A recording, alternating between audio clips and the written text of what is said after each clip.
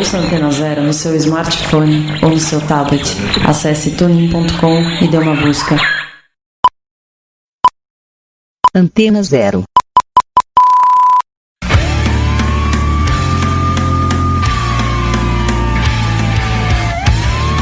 A Rádio Antena Zero apresenta Desobediência Sonora.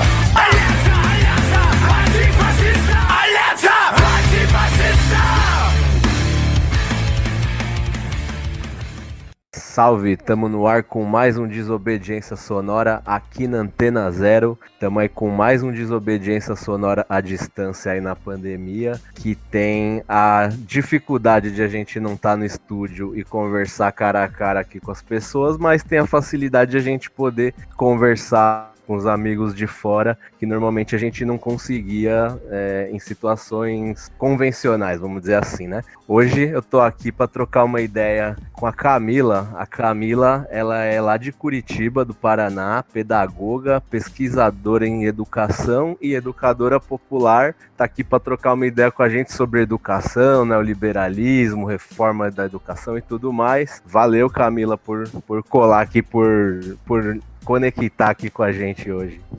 Imagina, é uma alegria pelo convite, fiquei muito feliz. Agradecer vocês, agradecer o Suna por esse acolhimento mesmo, né? Pra gente é muito legal estar aí nesse bate-papo, conversando um pouquinho sobre o tema.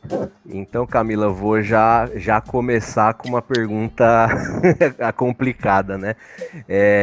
Uma coisa que tem agora, a gente vê que tem as reformas de educação, né? BNCC, que é a base nacional. Então a gente vê aí com a ascensão da extrema-direita base na pauta da mídia, isso que até pouco tempo não estava tanto, né? Aí eu queria te perguntar se esse conjunto se essa reforma educativa tem a ver com o conjunto de reforma que o empresariado e as corporações vêm pensando há muito tempo, assim. Queria que você traçasse esse histórico, mais ou menos. Ai, maravilha, Suna. Essa é uma pergunta bem completa, né? E eu acho que para a gente conversar sobre ela, é importante a gente resgatar um pouquinho dessa história, né? Que a gente vem vivendo aí no Brasil nos últimos 30 anos.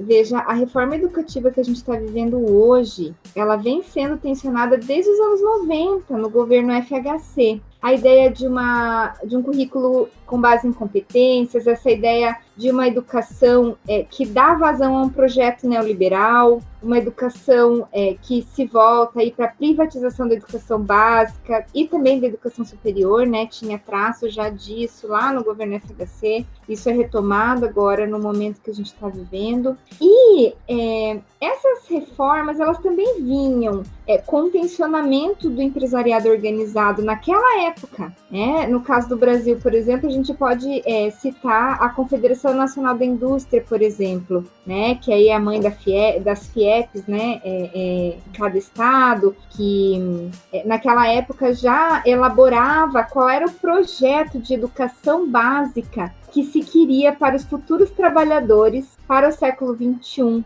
E esse projeto ele já tinha ali um atributo que também estava conectado com essa reforma trabalhista, né? Essa desregulamentação dos direitos do trabalhador, da trabalhadora. Essa ideia, quando a gente vê mais recentemente a predominância de elementos como o negociado sobre o legislado, por exemplo, né, nas relações trabalhistas, e a gente já via isso lá pensado pela Confederação Nacional da Indústria, né, que já tensionava isso nos anos 90. Então, a reforma da Previdência, a reforma trabalhista, a reforma educacional, ela já veio naquele tempo, né? Então, só que isso não é um elemento, e acho que é importante também colocar que não é um elemento exclusivo do Brasil, né? A gente viveu aí um tensionamento dessas reformas educativas globais, e essas reformas, elas vieram para a América Latina, né? Esse tensionamento de organismos internacionais, e reverberou, por exemplo, em alguns países, né? Por exemplo, a gente pode citar aí o caso do Chile, da privatização da educação chilena já nos anos 90, né? É um currículo chileno pautado também em competências, a retirada do conhecimento do currículo escolar. a mudança no trabalho docente, e aí a gente vai, né, a pergunta que você trouxe sobre as outras reformas que a gente tem vivido, a reforma da Previdência, né, que teve aí o seu início lá no Chile nos anos 90, hoje a gente percebe o que a gente está vivendo hoje, né, desse tensionamento da reforma da Previdência, né, a aprovação aí de um conjunto de normativos que trazem aí essa nova forma de vida nessa sociedade neoliberal, uma forma mais insegura de vida e de formação humana, né, de menor qualidade nessa lógica neoliberal, ela já vinha desses anos 90. No caso do Chile, a gente tem, a partir do produto já amadurecido desse processo, por exemplo, o caso de um alto índice de suicídio dos idosos, né, a partir da reforma da Previdência que aconteceu lá atrás e que hoje já mostra o que ela significa para a vida, né, o que ela significa para essa classe trabalhadora que precisa se aposentar, né, num momento em que dê uma contribuição longa para essa sociedade. E já mostra também o seu resultado na educação. Se a gente for lembrar, né, acho que retomar um pouquinho a memória, eu acredito que a memória é muito importante para a gente entender o presente. Quando a gente olha as revoltas populares chilenas, né, que nós tivemos aí no ano passado, no começo desse ano também, que continuaram, e elas são reformas que trazem esse amadurecimento dessa lógica neoliberal nessas reformas, né? Nessa reforma trabalhista, nessa reforma educacional,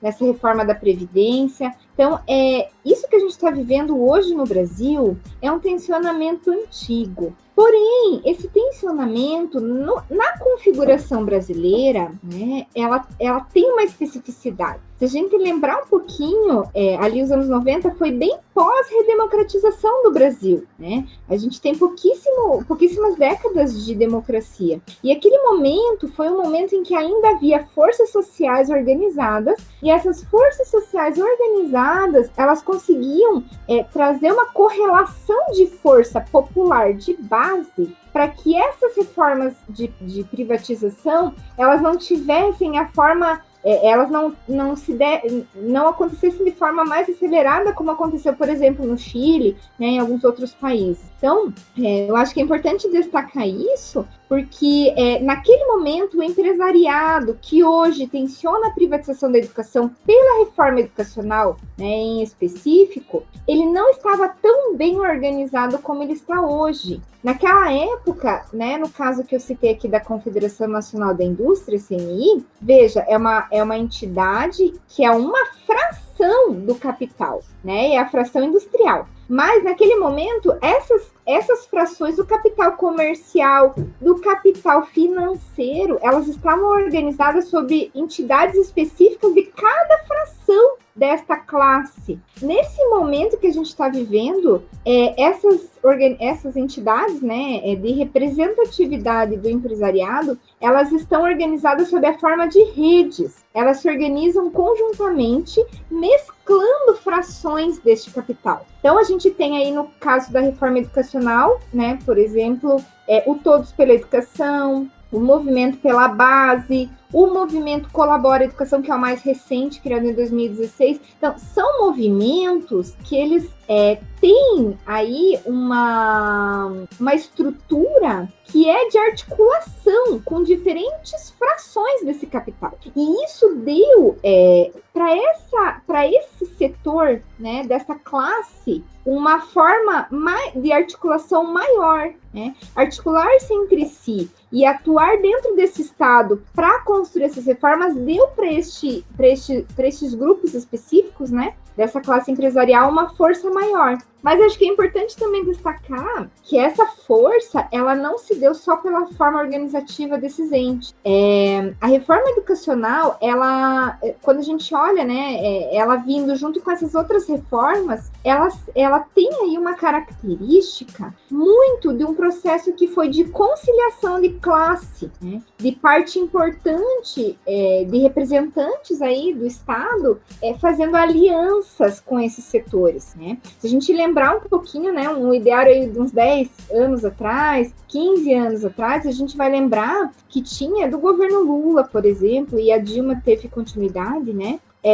houve uma busca por articulação com esses entes. Porém, no campo da educação, esta articulação ela reverberou num maior poder destes entes, que foi um poder progressivo, que foi conquistado através dessas articulações, destes entes empresariais por dentro do Estado, né, atuando junto com esses entes governamentais, e essas alianças fizeram com que estas redes que hoje tensionam a privatização educacional, essas redes que tiveram um papel importante na produção da reforma educacional que a gente vive hoje, para conseguir alcançar o seu objetivo. Então, veja, é um projeto que vem desde os anos 90, a gente teve aí no Brasil um avanço daquilo que a gente chama de reformas educativas globais a partir dos anos 90, né? A gente teve, no caso do FHC, a gente teve como ministro, né, o Paulo de Souza, e ele já trazia isso. Então,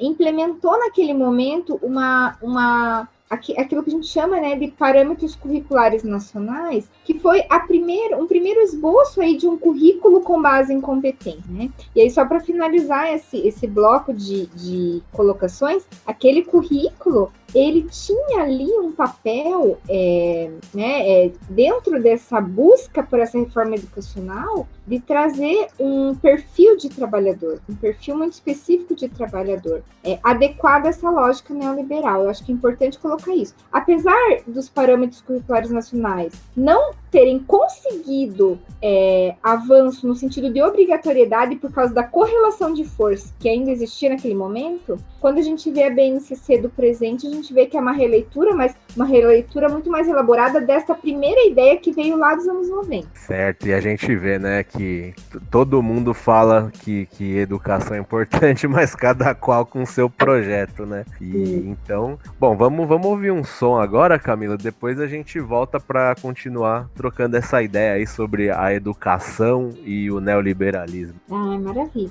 vamos lá.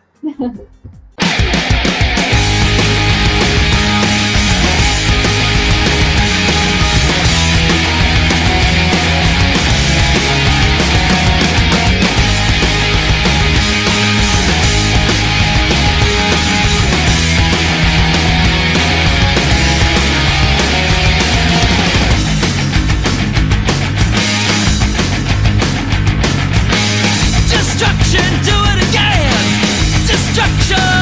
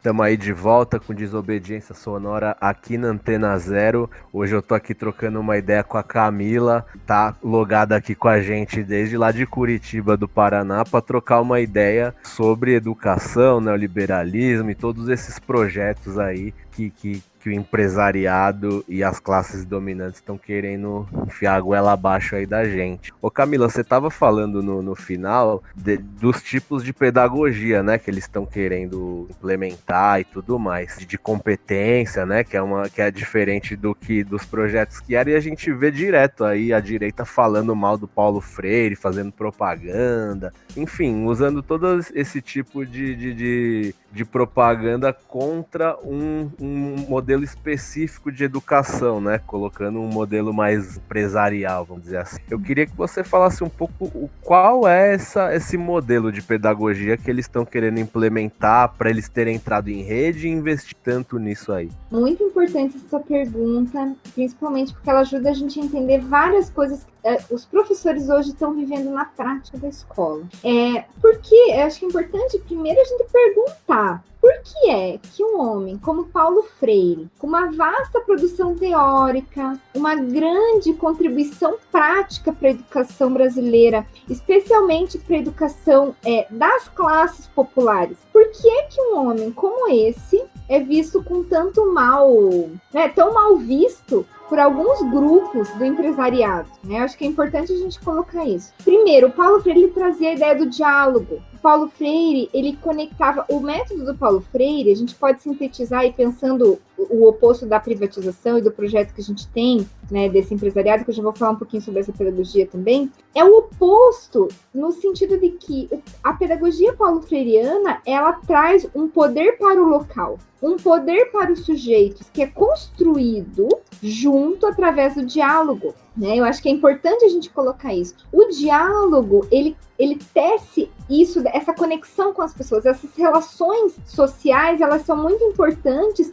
não só para a produção do conhecimento, né? Essa conexão do conhecimento com a vida, esse conhecimento que ajuda a ler a vida, ajuda a compreender o que a gente está vivendo hoje, o que a gente viveu no passado e o que a gente pode construir para o futuro. O Paulo Freire, ele tem esse caráter na pedagogia, ele tem essa ideia. E aí, quando a gente vê, por exemplo, grupos como Escola Sem Partido, né, que quando você falou do Paulo Freire, só lembro disso, né, há um eco aí na nossa lembrança muito recente. O que o Escola Sem Partido, ele trazia, né, e colocava o Paulo Freire aí como um mártir, que era um doutrinador, que é a doutrinação para esses grupos, né? A doutrinação justamente era essa ideia dessa pessoa que traz, através do diálogo, uma forma de pensar conectada. E essa forma de pensar conectada, ela está muito conectada com o local, com a vida, né? É pensar sobre a vida, pensar sobre o presente. E aí, eu acho que quando a gente fala da Escola Sem Partido, eu acho que é importante a gente lembrar que também houveram redes que financiaram, né, e financiam agentes, e uma dessas redes também financiou e contribuiu muito para a atividade da Escola Sem Partido aqui em Curitiba, enfim, e no Brasil todo, né? O Euclides Mansi, que é um grande pesquisador da área, ele analisa essas redes, ele faz um dossiê do golpe, né? O processo ali de 2016, um pouco antes, e ele vai mostrando quanto, por exemplo, entidades como Students for Liberty dos Estados Unidos financiaram inicialmente o movimento, né, de Escola Sem Partido, financiaram aí, né, agentes que hoje estão no Estado. Né? Se a gente lembrar também o Revoltados Online, né, que estava muito ligado também a essa apologia de criminalizar o trabalho docente, criminalizar a atividade intelectual, colocar o professor que pensa, o professor que reflete, o professor politizado como aquele professor perigoso, né? Isso tudo não é inato. Veja que há 20 anos atrás a gente não tinha esse discurso estruturado por agentes específicos. E eles atuaram também na mídia, né? Se você lembrar, você vai lembrar alguns programas, inclusive vídeos que tinham essa ideia mesmo de uma ideia de criminalização. A gente poderia até colocar aí um princípio de delação, que é próprio do fascismo, né? O fenômeno social do fascismo ele é latente, mas ele vem com um movimento também desse tensionamento, dessa delação, né? Ou seja, a mentira que causa um estranhamento, que causa uma mobilização popular, um medo, né? Causa um medo, o medo pelo risco comunista, o medo do professor que é um doutrinador, que precisa ser protegido, precisa ser protegida as crianças desse professor. Então, acho que é importante trazer isso, né? Porque isso não é inato, isso é um projeto, né, de retirada desse poder deste educador. Então, se a gente for lembrar, esses elementos são elementos que adoecem o docente, né? Não só adoecem, como também tendem a tirar o quê? O poder deste docente, desta escola. E aí, quando você me perguntou, né, na pergunta que deu, a reflexão, se a gente começa e vai, né, que você trouxe, sobre essa pedagogia. Que pedagogia é essa? Veja, há vários tons de cinza nas redes que tensionam a privatização educacional. Acho que é importante colocar isso. A Rede Atlas, ela tem uma ideia neoconservadora e ultraliberal, que tem aí uma ideia de financiamento, né, dessas redes, como escolas sem partido, enfim, inicialmente e tal. Mas há outras redes que elas não utilizam a criminalização do Paulo Freire, por exemplo, mas que têm traços comuns com esta ideia conservadora e ultraliberal, né? Alguns mais, outros menos, né? Por exemplo, qual é o projeto quando a gente fala, né, sobre o Todos pela Educação, ou quando a gente fala do movimento pela base? Essa ideia de retirada do poder da base escolar, ela é muito diferente colocada por esses grupos. Então, há ali um projeto de privatização na ideia de um currículo produzido de forma pouco democrática. Isso pode ser considerado como uma privatização da produção da política, né? Se a gente lembrar aí das ocupações, né, a gente teve uma reforma do ensino médio que ela foi feita por medida provisória, né? E aí a gente tem aí grupos dessas redes, do Todos pela Educação, do Movimento pela Base, defendendo nas audiências públicas esse projeto. Esses grupos hoje, eles atuam na implementação da reforma do ensino médio, eles atuam na implementação da BNCC, né? São agentes que atuam tensionando esse currículo, que é um currículo que vem lá também, né, com essa ideia lá dos anos 90 que a gente falou um pouquinho, um currículo com base em competências, um currículo que esvazia o conhecimento escolar, né, o conhecimento, a densidade científica da escola. E conhecimento é poder. O conhecimento, ele dá à luz à realidade, ele ajuda a gente a entender o nosso papel no mundo, ler os fenômenos que a gente está vivendo, né? Enfim, e aí, só, né, para não alongar muito, né, e não fugir da pergunta, estes grupos, eles têm aí a ideia de retirada desse poder local da escola. Quando a gente olha, por exemplo, os documentos do Movimento pela Base, há ali um projeto de gestão escolar muito específico. Há documentos em que o gestor é colocado como incapaz e que ele precisa passar por uma assessoria pedagógica ou por um projeto formativo que lhe dê capacidade de gerir a escola por si mesmo. Veja, é a desqualificação deste intelectual que está lá na gestão da escola, né? E aí, quando a gente vê outros elementos que vão agravando isso, a gente que é educador, a gente que é professor, a gente que atua na escola, eu que trabalhei como pedagoga, a gente pode considerar que é absurda a ideia de que há plataformas, por exemplo, que trazem planos de aula prontos para o professor, né? O Movimento pela Base, Todos pela Educação, eles já veicularam nas suas páginas coisas desse tipo, né? Quando a gente vê estes agentes dessas redes atuando na produção de uma base nacional comum para a formação de professores, e lá na terceira versão está dizendo que essa pedagogia que vem para a escola tem que adequar o ser humano ao princípio VUCA, que é um princípio que eles utilizam para falar sobre essa vulnerabilidade, sobre essa incerteza dessa sociedade neoliberal, né?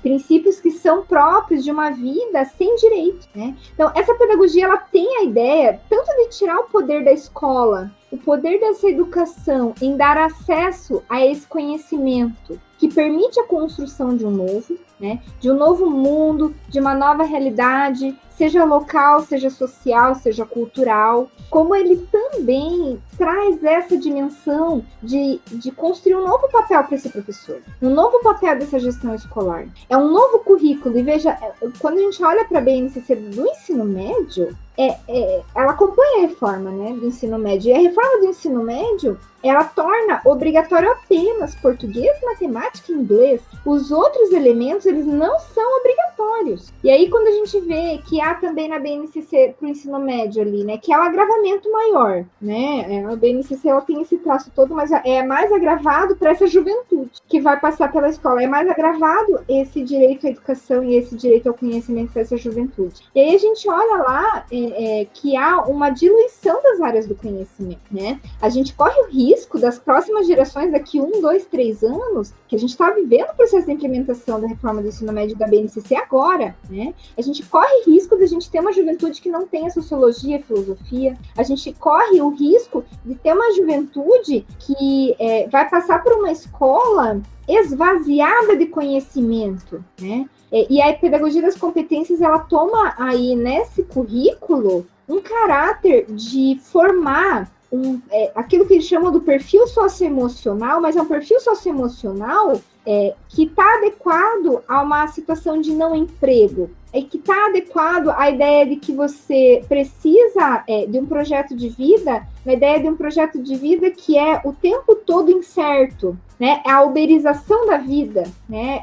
Cada vez mais a gente tem menos empregos seguros, a gente tem cada vez mais essa ideia, vendida essa ideia de que a escola precisa adequar a subjetividade humana ao contexto de crise. Essa colocação, ela desconsidera algo que é importante, inclusive trazendo aí para o começo da pergunta, do pensamento do Paulo Freire. E o que o Paulo Freire coloca, né, só para finalizar aí essa pergunta, que eu acho que é uma reflexão profunda, né? O que o Paulo Freire coloca no livro A Escola como Prática de Liberdade, que é um dos livros mais bonitos que a pedagogia pode usufruir? Ele fala lá de que a escola, né, ela tem uma dimensão aí de trazer esse sujeito, né, e a educação como uma forma geral, um sujeito que ele não só assimila a cultura, mas ele produz cultura. Um sujeito que não só assimila e vive a história como está dada, mas um sujeito que tem a capacidade de produzir história.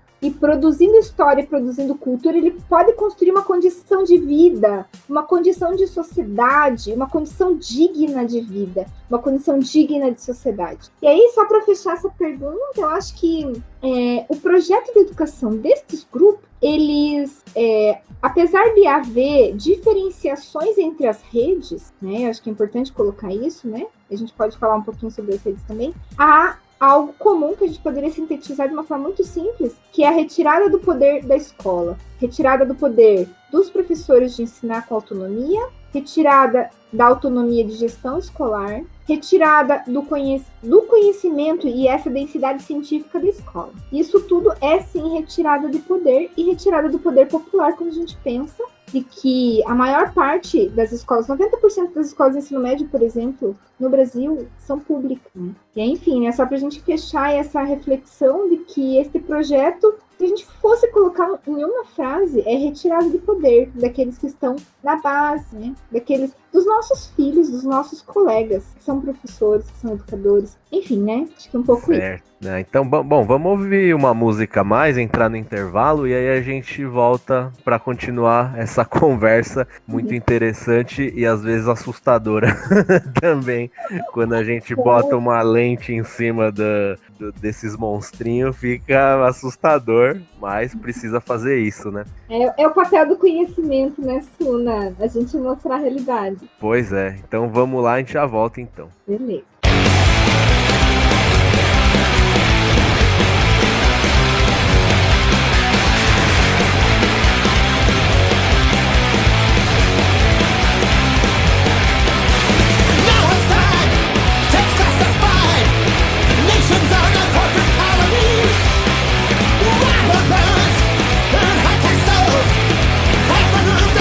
Free trade!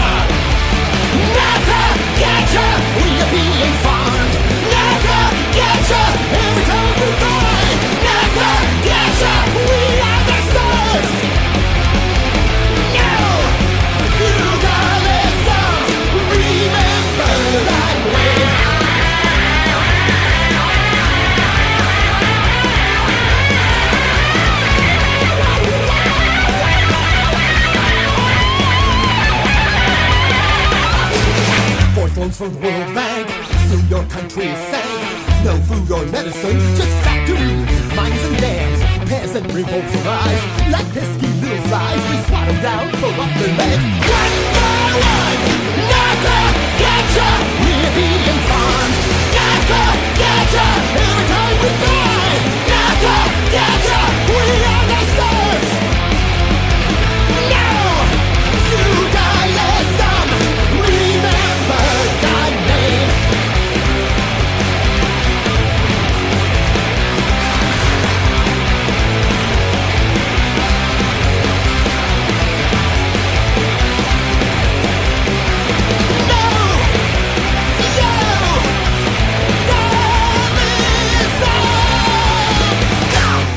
Você está ouvindo La lucha contra el fascismo es la lucha por la libertad, contra el racismo, el sexismo, el capital y toda autoridad. Desobediência Sonora.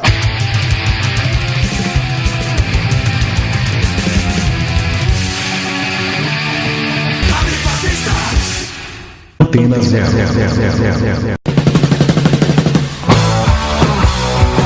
A gente concorda que você não deve deixar o rock sair de você. Mas a gente acha que é preciso deixar o rock entrar também. Não basta apenas ouvir sempre as mesmas músicas daquelas mesmas bandas. É por isso que aqui a gente tem muito mais que 89 músicas na nossa programação.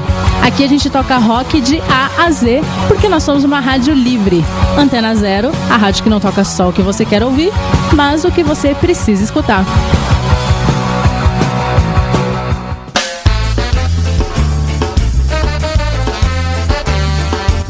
Tunes aqui na Rádio Antena Zero, toda quinta às 6 da tarde, com Mari Schultz e Rodrigo Sonesso. Convidados, entrevistas, posicionamento, opinião e muito som, porque aqui o Sky é tratado como ele merece, com atitude, postura e muita ideologia. Mad Pizza, toda quinta-feira. Você de novo tá fazendo isso daí, cara. Tô anunciando o meu programa aqui na Antena Zero, cara. Quem falou que é seu, meu? Meu programa. Tá me atrapalhando, você tá me atrapalhando. Sai daqui, velho. Ô, para aí. Chega! Mad Pizza, toda quinta-feira, às 5 da tarde, aqui na Antena Zero. Pô, ela esqueceu de falar meu nome, meu. Não é pra falar, ela vai falar só o meu nome. Não, o programa é meu, cara, tem que falar o meu nome. Rapaz, sai fora daqui. Apresentado por Mad Christian. Apresentado por Henrique Pizza. Mad Christian e Henrique Pizza. Meu nome veio primeiro, cara. Você tá aqui, velho. Não é nem você, cara, o programa é meu. Seu caramba, sai daqui. Vai. Comentários esdrúxulos. Piadas de mau gosto. Impropérios contra tudo e contra todos. Tudo isso regado ao mais clássico punk rock e ao mais fino hardcore. Programa de Mortal, toda quinta-feira, às 9 da noite, aqui na Antena Zero. Sabemos que no vamos a heredar nada más que ruinas, pero a nosotros no nos dan miedo las ruinas, porque llevamos un mundo nuevo en nuestros corazones. Rádio Raio. Estímulos e urgências sonoras. Músicas, conversas, recortes de texto, filmes e vida. Sobre temas que impulsionam e inspiram agindo agora. Todo domingo, às 9 da noite, com Rashi Pash e Vanessa Nicolave, aqui na Antena Zero.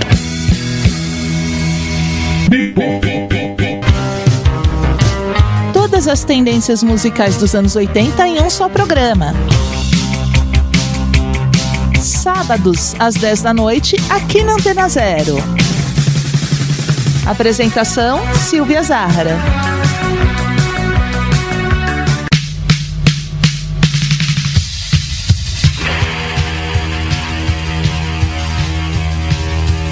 Antena Zero. Expressando liberdade com conteúdo de qualidade.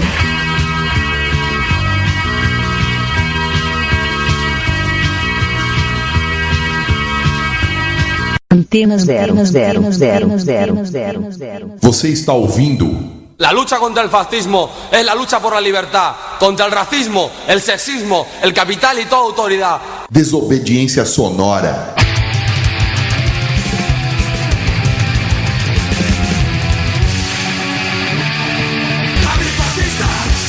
Tamo aí de volta com Desobediência Sonora aqui na Antena Zero, a rádio que não toca só o que você quer ouvir, mas o que você precisa escutar. Hoje eu tô aqui com a Camila, diretamente lá de Curitiba, do Paraná, trocando uma ideia aqui sobre educação, neoliberalismo e tudo o que está por volta disso. Tô aqui com a Camila hoje, trocando uma ideia sobre a educação, neoliberalismo e todas essas ligações aí que tem do empresariado com a educação e o projeto deles, né?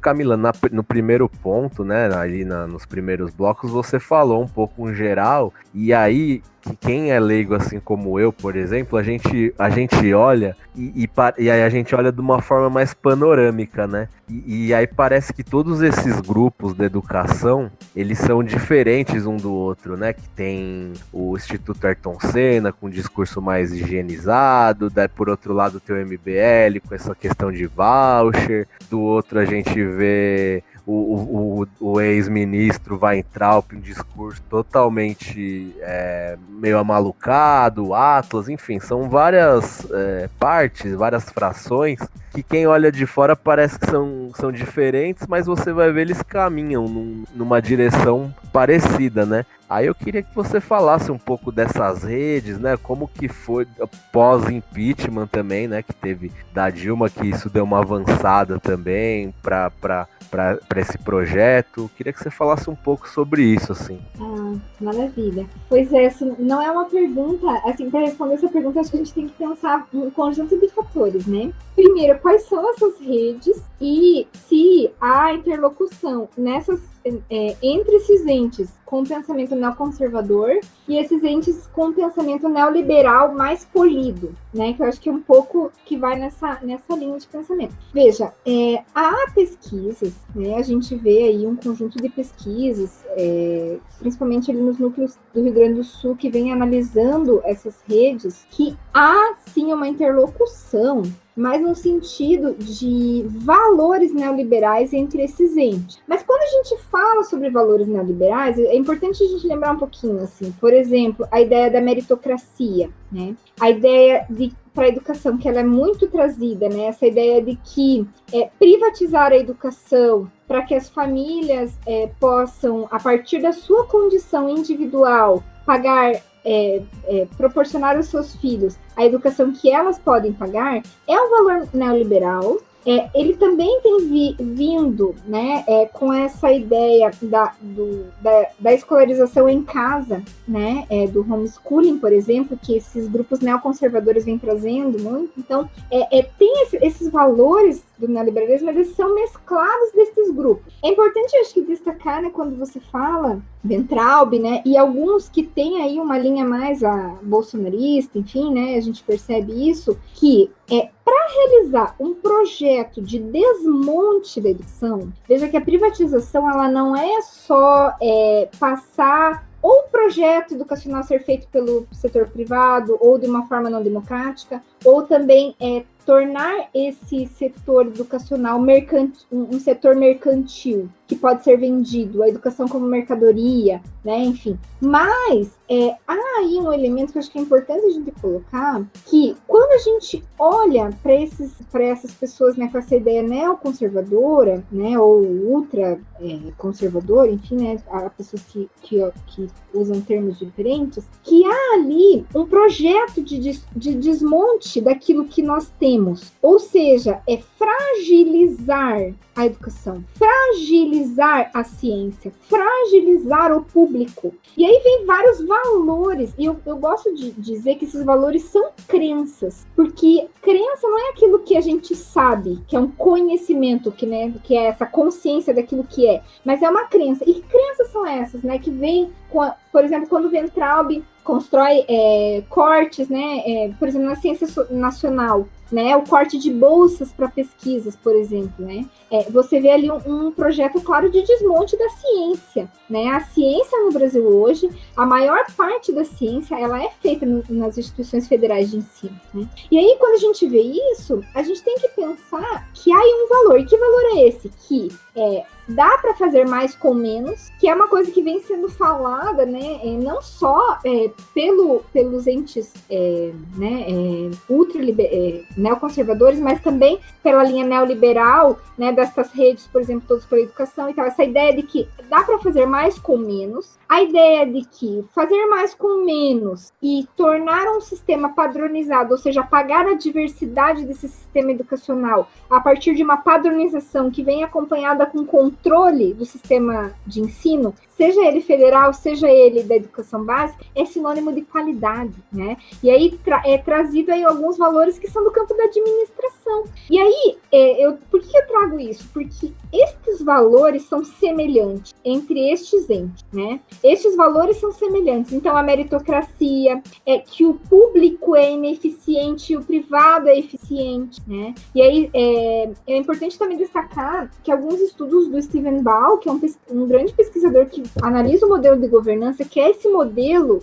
em que estas redes do empresariado atuam no Estado, e ao atuarem no Estado, elas modificam esse Estado, esse modus operandi desse Estado. E eles produzem nesse Estado uma retirada de vários veículos democráticos de produção da política, né? E aí ele fala muito de que essas redes, elas mensuram problemas e elas também produzem problemas. E a produção de problemas é uma forma eficiente de privatização, porque aí você sucateia um determinado nicho, né? No caso aqui a gente está falando da educação, você sucateia a ciência, você sucateia a educação, você sucateia o ensino médio, né? Se a gente for lembrar aí dos últimos anos, o corte que a gente teve, né, por medida provisória de gastos, o congelamento de gastos com serviços sociais e educação, ele tem aí uma ideia de desmonte. Os cortes com educação básica e superior, né? Se a gente for lembrar aí, no imaginário bem recente, o ano passado nós tivemos um corte que, se não tivesse sido modificado, as universidades federais teriam parado de funcionar, porque foi um corte tão grande que não dava para pagar, né? Continuar mantendo professores, estrutura e tudo mais, né? Então, quando a gente vê essas redes tendo esses valores que estruturam as suas práticas de corte de recursos, desmonte, a gente pode dizer que eles têm coisas em comum. E eu acho que essa pergunta que você traz é muito importante, porque ela traz o que é comum, né? E veja, isso mostra que há contradições de discurso, mas essa contradição, né, que é passada, né, para o público, né, uma contradição de alguns elementos desses atores, ela é também para tentar manter alguma hegemonia, alguma ideia também de que, olha, eles estão fazendo muito ruim, mas a gente é menos, né? A gente é menos pior. Então, tem essa ideia de tentar manter algum apoio popular ainda que mínimo a essas redes, né? Enfim, num nível popular. E aí, acho que você perguntou que redes são essas, né? Eu citei no bloco passado a rede da Atlas Network, que ela tem essa ideia, né? Esse ultra neoliberalismo, né, que algumas pessoas estão falando, mas também essa ideia do neoconservador. O neoconservador, ele surge como uma ideia de cerceamento da liberdade, né? Pensando aí no campo da educação e no controle social, né? Tentando trazer aí uma ideia moralizante, né? Então, foi muito comum aqui em Curitiba, por exemplo, a gente vê grupos, né, dessa ideia neoconservadora e tal, colocando, por exemplo, a homossexualidade como doença que pode ser tratada e curada. A gente teve, enfim, alguns elementos muito complicados, né, de desrespeito mesmo à diversidade. E aí, quando a gente fala sobre essas reformas educacionais, sobre essas redes e sobre essa linha neoconservadora, há também uma linha comum que é o apagamento da diversidade, tanto no chão da escola como da diversidade humana, enfim. Mas o projeto neoliberal, ele tem aí uma via que é o empreendedorismo, né? Para adequar essa classe trabalhadora a essa situação de não trabalho. E esse empreendedorismo, de alguma forma, ele também está ligado a essa ideia do destaque do individual, dessa coisa da competitividade por si mesmo, de ser empresa de si mesmo, de ter que vender-se a si mesmo. E aí há uma dissonância desse projeto neoliberal de educação com algumas redes, né? Por exemplo, Todos pela Educação, Movimento pela Base. A ideia de diversidade, essa ideia neoconservadora ela é mais apagada, né? Porque há aí um elemento da ideia neoliberal de que esse sujeito, para empreender, ele também tem que ter uma individualidade, né? Então, nesse sentido, eu vejo que algumas redes utilizam essa ideia neoconservadora muito mais para cercear a liberdade, trazer mais controle social, e essas outras redes usufruem desse controle, né, avançando seu projeto educacional, mas que tem um pé mais medido nessa linha, né, de apagamento da diversidade humana, né. E aí, quais são essas redes? Acho que é importante só situar, no Brasil, na política educacional, a gente tem as mais atuantes, né, acho que é importante situar isso. A Atlas Network, ela não é tão atuante na educação, ela tem aí alguns elementos com escola sem partido e tal, mas ela não, ela ainda está num processo, né, ela financiou alguns trabalhos, mas ela ainda é uma coisa meio nebulosa, né, nesse sentido de força dentro do Estado. Mas dentro do campo da educação, quais que a gente pode ver que são redes consolidadas? A primeira que a gente pode destacar é o Todos pela Educação, que foi criada em 2006, veja, governos do PT, né, ela articula frações do capital comercial, financeiro, também agentes da mídia, da grande mídia, né, organizados, por exemplo, Fundação Roberto Marinho, né, então há um traço desse empresariado midiático nessas redes, acho que é importante trazer isso também, né, enfim, e agentes do setor público que tem um papel estratégico na veiculação desse projeto educacional, né? Então a gente vê, por exemplo, participando dessas redes o CONSED, a Undime, né, que representa os secretários municipais e estaduais de educação, né? Então há essa configuração. A segunda rede que foi criada nessa política de governança é o Movimento pela Base. Ele foi criado em 2013, com a ideia mesmo de tensionar essa construção de um currículo comum com base em competências, enfim. Naquela época não se mostrava abertamente a isso, mas tinha esse papel, né? Se mostrou atuante nesse papel, e veja que os mesmos entes comuns ao Todos pela Educação fazem parte do Movimento pela Base. Por isso que nós falamos, né, o Steven Ball, que pesquisa esse fenômeno da governança na política educacional, ele diz que estas redes formam uma comunidade política de governança. O que significa isso? São redes diferentes, mas com entes em comum, e elas atuam em comunidade, né? Elas atuam em conjunto. E este conjunto traz uma possibilidade concreta de que esse projeto possa se realizar, né? Esse projeto educacional construído por essas redes. E a gente tem uma rede mais recente que se chama Movimento Colabora Educação, que foi criada em 2016, né? É a mais recente, é a menor delas. Ela é composta exclusivamente por entes do setor privado, apesar de que ela constrói trabalhos também com entes do setor público, né? E aí o Conselho Undime tem um papel nessa interlocução, que é justamente trazer aí a veiculação desse projeto educacional para municípios e estado. Então a gente vê muito disso, né, nesse processo aí dessas redes. Eu acho que sobre essa pergunta, eu acho que, né, é só trazer um pouco essa contextualização. Certo. Bom, então vamos ouvir mais um som aí, para depois a gente continuar aí, a trocar essa ideia aí no último bloco, a gente já volta. Valeu.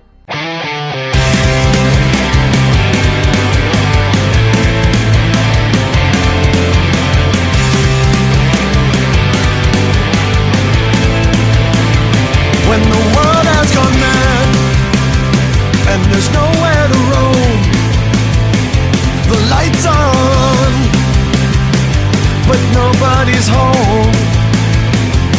There comes a time when you look up to the sky and ask, what do my favorite songs always make me cry?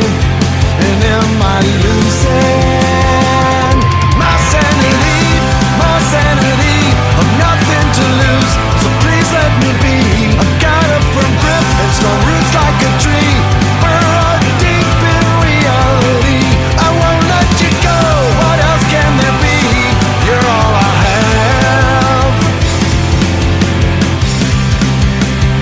When you swore to be true, our bet was belief, but alternative facts snuck in like a thief.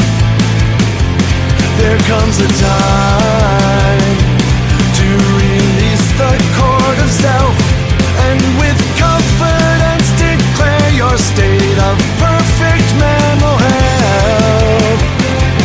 Never doubting my sanity, nothing to lose, so please let me be. My life is a song, a short melody, harmonizing with reality. I've got it real bad, there's no remedy. You're all I have, my dear sanity.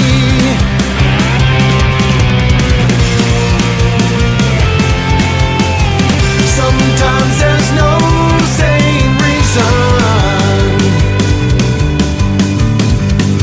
for optimism.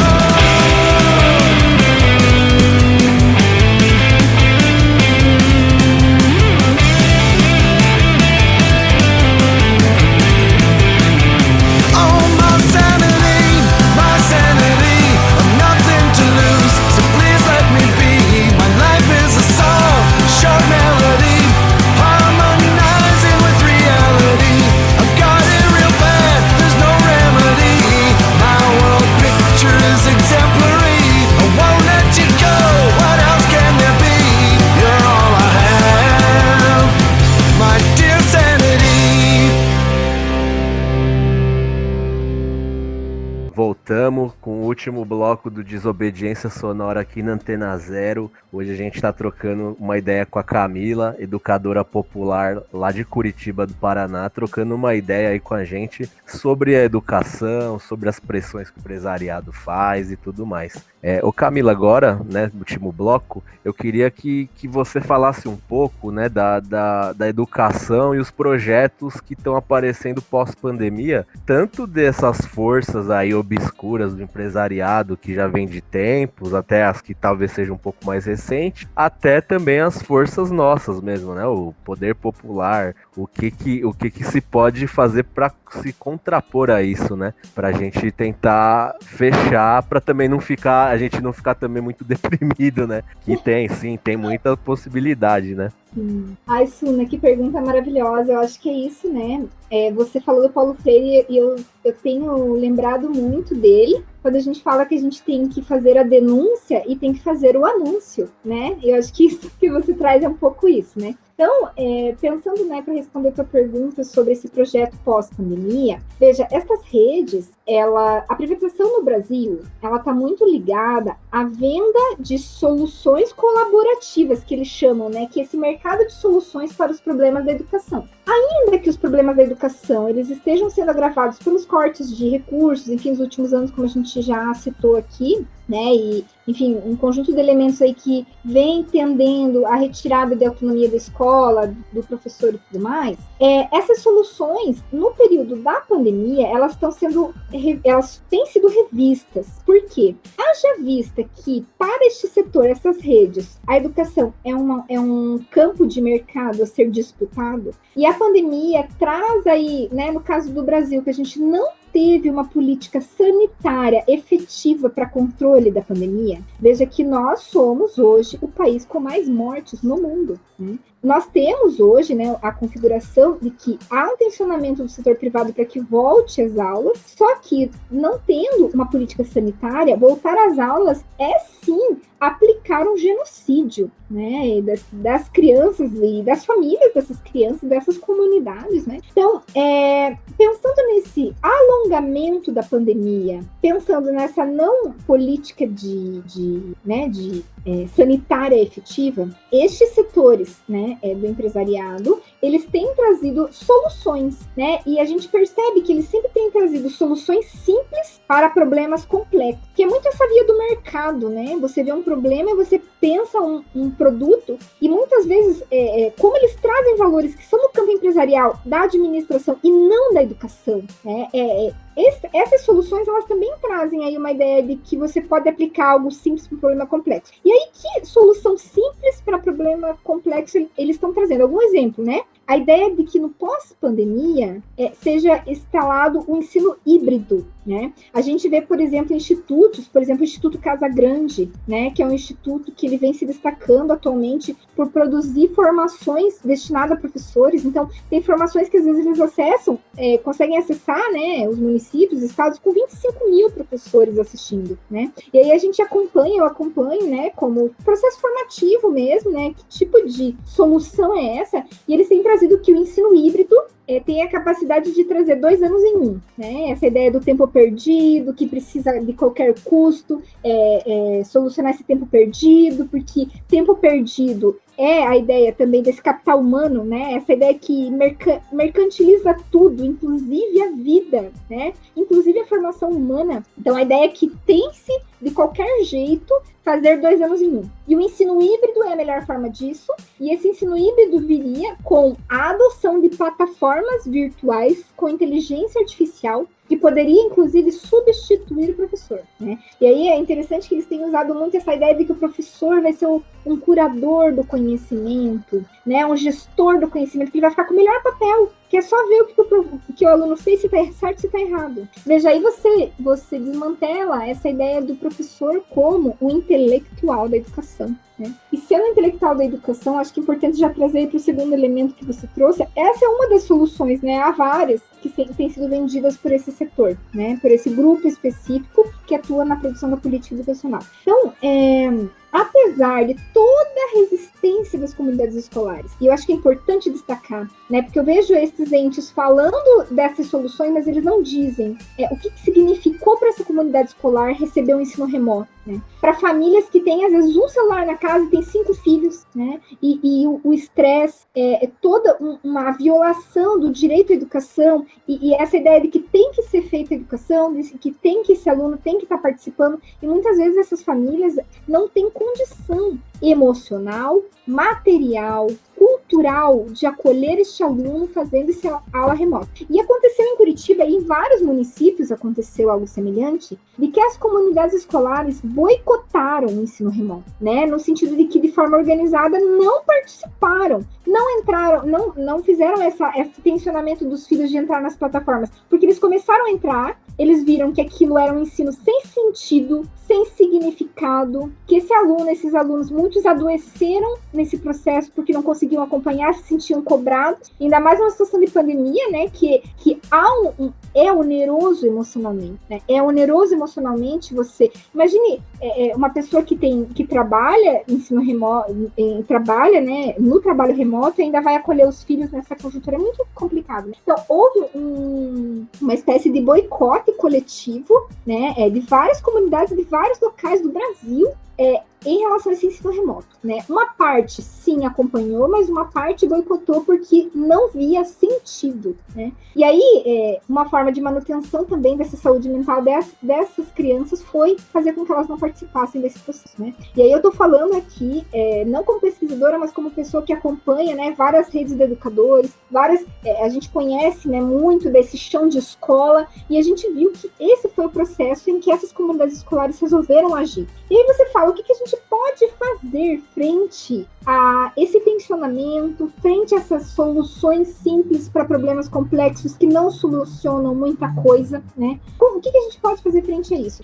Eu gostaria de destacar aqui o papel que a técnica tem, né? O Milton Santos, que é um grande geógrafo brasileiro, e eu tenho lido muito ele para pensar a técnica, para pensar o papel da técnica na produção da subjetividade humana, né? E o Milton Santos, ele fala o seguinte, que toda técnica, ela tem o papel de tanto modificar o presente, como ela tende a ser uniformizada, ela tende a trazer procedimentos uniformes, e ela tende a conquistar um futuro. O ensino remoto, ele ainda que tenha sido pensado como uma coisa provisória, uma coisa que ninguém imaginava que ia precisar um ensino remoto, ninguém imaginava que a gente ia passar por uma pandemia, e foi um primeiro elemento, né, de que as pessoas também pensaram o que fazer frente a essa não presença, né, com caráter de provisoriedade, que mostrou sua ineficiência para a educação básica, né? E aí eu vejo que o ensino superior ele tem uma configuração diferente,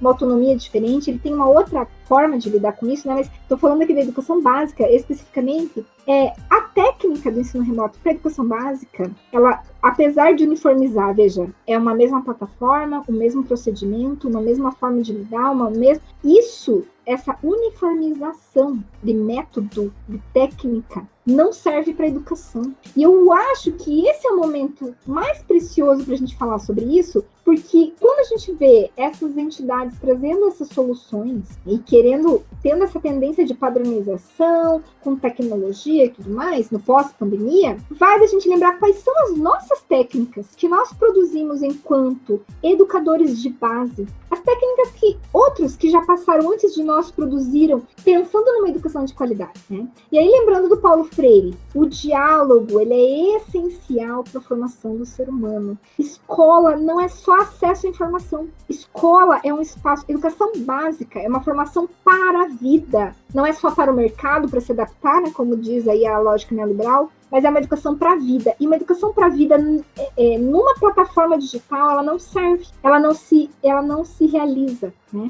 E aí, quais são as técnicas, né? Só para finalizar e para não alongar muito essa fala, quais são as técnicas que nós temos e que nós produzimos historicamente? Uma, a conexão dos entes que estão na escola. Quando você quer ver uma coisa mais poderosa, são professores conectados, pensando juntos os problemas dos seus alunos e pensando juntos as soluções para os seus alunos. Isso nunca caberá numa solução simples padronizada, porque cada turma é uma turma, cada aluno é um aluno, cada comunidade escolar é uma comunidade diversa. Olha o Brasil, gente, né? Então, só para finalizar, eu acho que é isso. Uma das técnicas é essa conexão local, o diálogo, a conexão profunda entre os atores que estão no local, empoderar o local, né? E também trazer esses elementos da educação popular, que aqui, né, já está finalizando o tempo do nosso podcast, também não vai dar para a gente conversar muito, mas a gente tem, em termos de educação popular, um vasto conhecimento sobre a educação integral, sobre a formação integral, sobre o papel das relações sociais, do fortalecimento de laços sociais que fortalece o ser humano, né? Enfim, é um conjunto de elementos que são técnicas também, mas não são técnicas que colonizam um futuro desprovido de riqueza, de um ser humano conectado com o todo, um ser humano feliz, um ser humano com as suas múltiplas potencialidades de pensar, de agir, de sentir, né? É um ser humano, essas plataformas, essa mediação, né, tecnológica, ela traz um ser humano isolado, desconectado e empobrecido na sua educação integral, inclusive que desconsidera o seu corpo. O trabalho remoto precariza a vida, precariza o corpo, precariza a formação humana, né? Eu acho que isso é o maior legado da pandemia para nós, né? E acho que é importante a gente resgatar os legados da educação popular, estudar no chão da escola, né? E se conectar com as pessoas também no chão da escola. Eu acho que, enfim, resumindo um pouco é isso. Pô, Camila, muito, muito legal aí a sua exposição aí no podcast.